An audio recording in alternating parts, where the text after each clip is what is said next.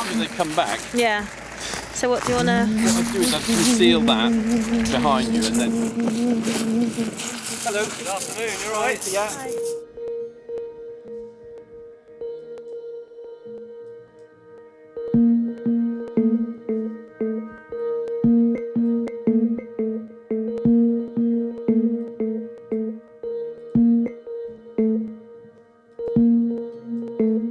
Explore a heritage site as if you were walking on ice.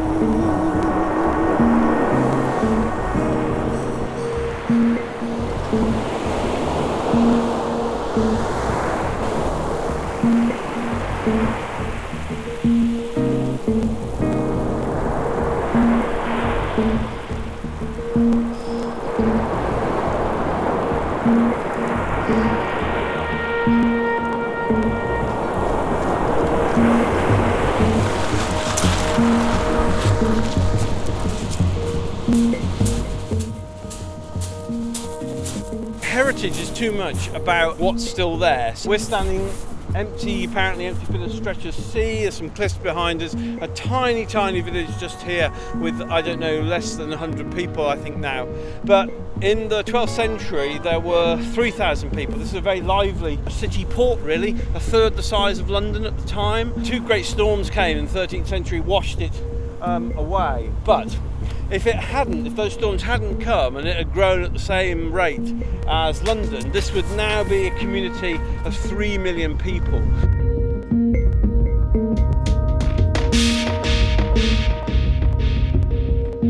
Here I'm going to try and remember the 3 million people who never quite made it, and see if we can raise up a city for them that lies under these waves. So rise up!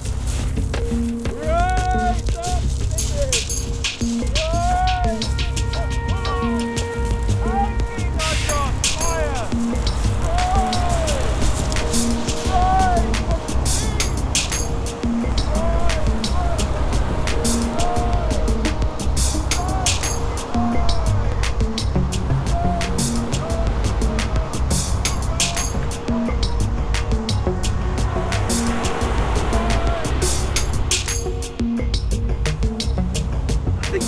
It's a church that's just come out of the sea, isn't it? Can you see what I mean?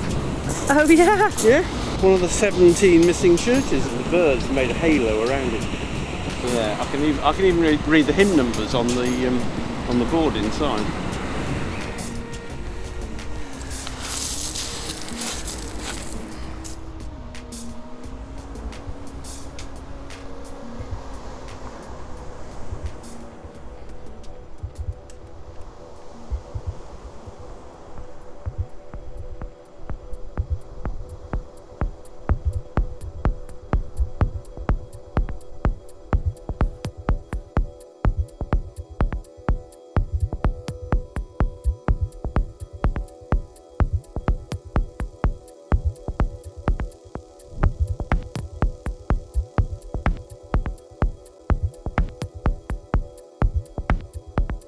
Counter-tourism is all about making connections where orthodox tourism keeps things separate.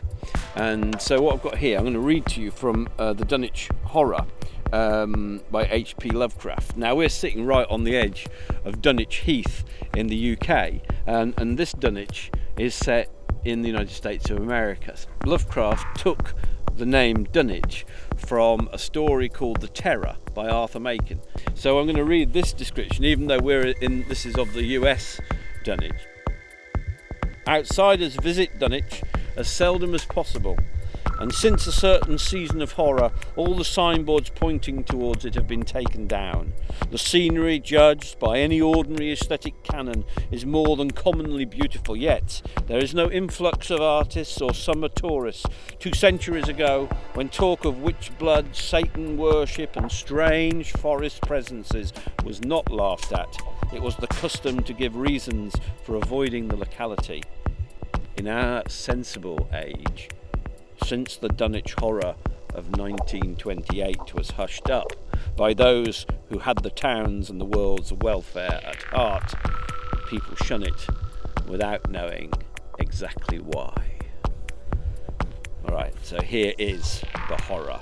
Bigger than a barn and made of squirming ropes. Whole thing sort of shaped like a hen's egg, bigger than anything with dozens of legs, like hogsheads that half shut up when they step. Nothing solid about it. All like jelly and made of separate wriggling ropes pushed close together. Great bulging eyes all over it. 10 or 20 mouths or trunks are sticking out like all along the sides, big as stovepipes, and all a tossing and opening and shutting, all grey with a kind of blue and purple rings. God in heaven, that our face on top. And that is a perfect description of a counter-tourist at work. Bah!